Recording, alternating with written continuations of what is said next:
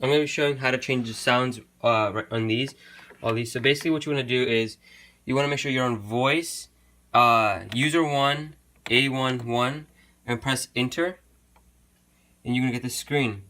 And from the screen you want to press edit right here and edit 1. And there, that's going to get you this screen right here, and it's going to show you these things.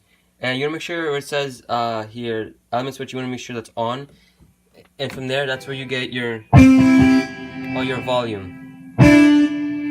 Anyway, I mean your sounds. So you want to go down here in AP. That's from here. You can just press yes, or you can scroll through here, and that's where you change. Let's change the sounds. But obviously, I'm not doing that because I want the piano sound here. Well, that's not the piano sound, but that's more of the guitar. Anyways, so after you get your sound you want to press store, enter, and 1. After you got that, you're all ready to go. You just gotta lift up. You have to make sure this is up. And I have that 1's piano for me, 2's acoustic guitar, so you can hear both, and then 3's distortion guitar. So just to show you guys, number 1 is the only one that's on. Number 2, number 3 is distortion.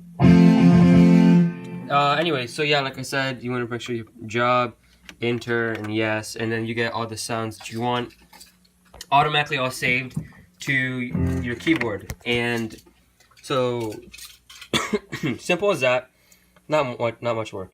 Alright, so I just finished doing everything I just showed, and the sounds I got is a piano right here, acoustic guitar for number 2, distortion guitar, violin, cello, and the trumpet. So I'll show you guys when they're all alone. Piano, acoustic guitar, distortion guitar, violin, cello, and the trumpet.